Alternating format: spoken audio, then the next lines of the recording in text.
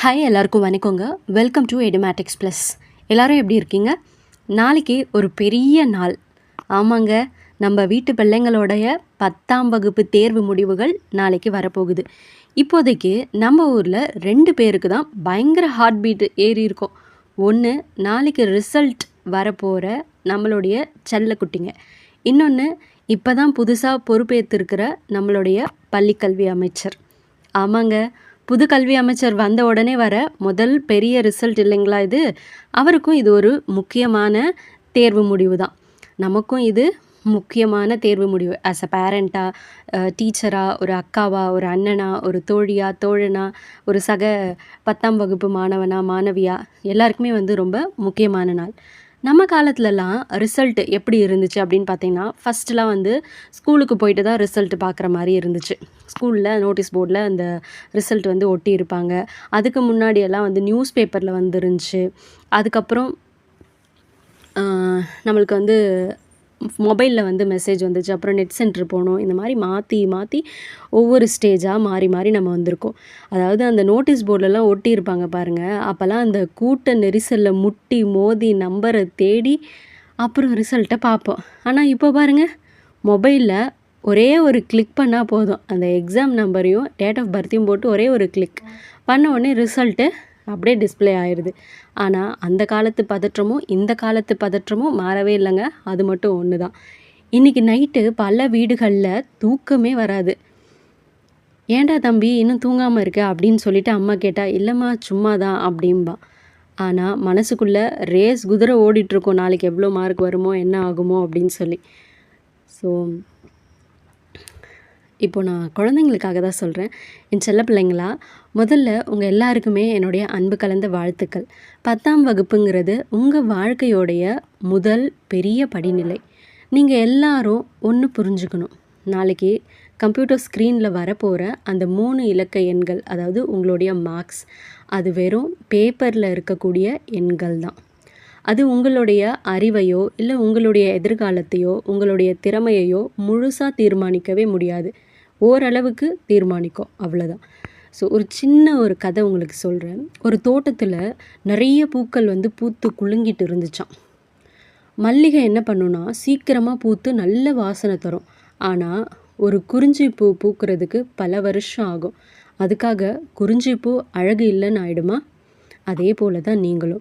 சில பேருக்கு படிப்பு சீக்கிரம் வரும், சில பேருக்கு விளையாட்டு வரும், சில பேருக்கு கலையில் ஆர்வம் காமிப்பாங்க, சில பேருக்கு பிஸ்னஸ் வரும். மார்க்கு கம்மியாக வந்தால் நீங்கள் தோத்துட்டீங்கன்னு அர்த்தமே கிடையாது. திரும்பவும் நான் சொல்கிறேன், மார்க்கு கம்மியாக வந்துச்சுன்னா நீங்கள் தோத்துட்டீங்கன்னு அர்த்தம் இல்லை. உங்களுக்கான பூக்கக்கூடிய காலம் இன்னும் வரலை அப்படின்னு தான் அர்த்தம். மார்க் எவ்வளோ வந்தாலும் சரி, நீங்கள் 500க்கு 498, 99 எடுத்தாலும் சரி, 500க்கு 300, 280 அப்படி எடுத்தாலும் சரி, நீங்கள் உங்களுடைய பெஸ்ட்டை கொடுத்துருக்கீங்க. ஸோ அதனால் எவ்வளோ மார்க் வந்தாலும் சரி, அதை தைரியமாக எதிர்கொள்ளுங்கள். உங்களுடைய பெஸ்ட்டை நீங்கள் கொடுத்துட்டீங்க. அதுக்கப்புறம் வர்றது எல்லாமே போனஸ் தான். ஓகேங்களா? அதே போல் பெற்றோர்கள் யாராவது இந்த வீடியோ பார்க்குறீங்கன்னா, பெற்றோர்களாகிய உங்களுக்கு ஒரு அன்பு வேண்டுகோளை நான் விடுக்கிறேன். உங்ககிட்ட நான் சில விஷயங்களை ரொம்ப எமோஷ்னலாக உரிமையோடு கேட்கணும்னு நினைக்கிறேன். நாளைக்கு ரிசல்ட் வந்த உடனே நம்ம செய்கிற முதல் தப்பு என்ன தெரியுமா? பக்கத்து வீட்டு பையன் எவ்வளோ மார்க் வாங்கியிருக்கான், எதிர் வீட்டு பொண்ணு எவ்வளோ மார்க் வாங்கியிருக்கா அப்படின்னு சொல்லி ஃபோன் போட்டு கேட்குறது. தயவு செஞ்சு இந்த ஒப்பீடு, இந்த கம்பேரிசனை நாளைக்கு ஒரு நாள் தயவு செஞ்சு பண்ணாதீங்க. 5 விரலும் ஒரே மாதிரி இருக்கிறதே கிடையாது. ஆனால் கைக்கு ஏதாவது ஒரு வேலைனா 5 விரல்களும் சேர்ந்து தான் வேலை செய்யும். உங்கள் பிள்ளை 450 மார்க் வாங்கினாலும் உங்கள் பிள்ளை தான், 250 மார்க் வாங்கினாலும் உங்கள் பிள்ளை தான். மார்க் கம்மியாக வாங்குகிற பிள்ளைக்கு தான் அப்பாவோட தோளும் அம்மாவோட மடியும் அந்த நிமிஷத்தில் ரொம்பவே தேவைப்படும். ரிசல்ட் வந்த உடனே பிள்ளைங்களுடைய முகத்தை பாருங்கள். அவங்க முகத்தில் பயம் இருக்கக்கூடாது. என் அம்மா அப்பா இருக்காங்க, எனக்கு என்ன கவலை அப்படிங்கிற ஒரு தைரியம் தான் அவங்க கண்ணில் தெரியணும். அப்படி ஒரு வளர்ப்பை நம்ம அவங்களுக்கு கொடுக்கணும். சரிங்களா? இப்போது கல்வி உலகம் ரொம்ப மாறிடுச்சுங்க. நம்ம புது ஸ்கூலு, அதே போல் புது கல்வி அமைச்சர் கூட வந்திருக்காரு. மாணவர்களுடைய மன அழுத்தத்தை குறைக்கிறதுக்கும் அவங்களுக்கு புதிய வேலை வாய்ப்புகளை உருவாக்குறதுக்கும் பல முயற்சிகளை எடுத்துகிட்டு வராங்க. முன்னாடி மாதிரி 10வதுக்கு அப்புறம் biology group, computer science group மட்டும்தான் இருக்குன்னு நினைக்காதீங்க. இப்போ எத்தனையோ புதுசான கோர்சஸ்லாம் வந்திருக்கு. டிப்ளமோ கோர்ஸ் இருக்குது. ஸ்கில் பேஸ்டு படிப்புகள் எல்லாம் வந்திருக்கு. மார்க்கை வச்சு மட்டும் இனிமே சீட்டு கிடைக்க போகிறதில்ல. உங்கள் பிள்ளைங்களுடைய திறமையை வச்சு தான் எதிர்காலமே அமைய போகுது. அதனால் மார்க்கு கொஞ்சம் குறைஞ்சாலும் கவலைப்படாமல் அடுத்து என்ன பண்ணலாம், உனக்கு என்ன பிடிக்கும் அப்படின்னு பிள்ளைங்க கிட்ட கேளுங்க. அவங்க வழியில் அவங்கள ஜெயிக்க வைக்கலாம். கடைசியாக நான் ஒன்று சொல்லிக்கிறேன். 10ஆம் வகுப்புங்கிறது வாழ்க்கையோடைய இன்டர்வல் மாதிரி தான். சுபம் கார்டெல்லாம் கிடையாதுங்க. அது வெறும் ஒரு இன்டர்வல் தான். கிளைமேக்ஸ் இன்னும் பக்கத்துலலாம் இருக்குது அப்படின்லாம் நினச்சிக்காதீங்க. கிளைமேக்ஸ் இன்னும் தூரத்தில் இருக்குது. அங்கே நாம் எல்லோரும் மாஸாக ஜெயிக்க போகிறோம். நாளைக்கு ரிசல்ட் வந்த உடனே மார்க் எவ்வளோ வந்தாலும் பிள்ளைங்களை கூட்டிகிட்டு போய் ஒரு ஐஸ்கிரீமோ இல்லை அவங்களுக்கு பிடிச்ச சாப்பாடோ ஏதோ ஒன்று வாங்கி கொடுத்துட்டு கொண்டாடுங்க. நீ பாஸ் பண்ணிட்டடா, உன்னோட உழைப்புக்கு என் வாழ்த்துக்கள் அப்படின்னு ஒரு முத்தம் கொடுங்க. அந்த ஒரு முத்தம் அவங்கள அடுத்த 10 வருஷத்துக்கு ஓட வைக்கும். ஒருவேளை தோல்வி அடைஞ்சாலும் உன்னால் அடுத்த முறை ஜெயிக்க முடியும் அப்படின்னு சொல்லி அவங்களுக்கு ஒரு நம்பிக்கையை கொடுங்க.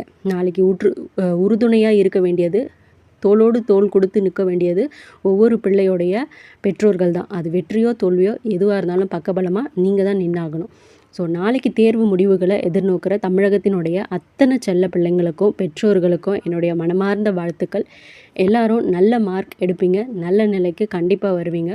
இந்த வீடியோ உங்களுக்கு பிடிச்சிருந்துச்சுன்னா நாளைக்கு ரிசல்ட் பார்க்க போகிற உங்களுடைய ஃப்ரெண்ட்ஸ் அண்டு உங்களுடைய ரிலேட்டிவ்ஸ் எல்லாருக்கும் ஷேர் பண்ணுங்கள். உங்கள் வீட்டில் யார் 10th எழுதுகிறாங்கன்னு கமெண்ட்டில் சொல்லுங்கள். மீண்டும் அதே போல் இல்லம் தேடி கல்வி தன்னார்வலர்கள் இருந்தீங்கன்னா நம்மளுடைய அந்த ஃபஸ்ட் பேட்ச்சில் படித்தாங்க இல்லைங்களா, 6th 7th 8th எடுத்த அப்பர் ப்ரைமரி இல்லம் தேடி கல்வி தன்னார்வலர்கள், அவங்களோட பிள்ளைங்களுடைய ரிசல்ட்டு தான் நாளைக்கு வரப்போகுது. ஏன்னா நம்ம அப்போ எடுத்தப்போ அந்த பிள்ளைங்கள்லாம் 6th படித்த பிள்ளைங்கன்னு நினைக்கிறேன்.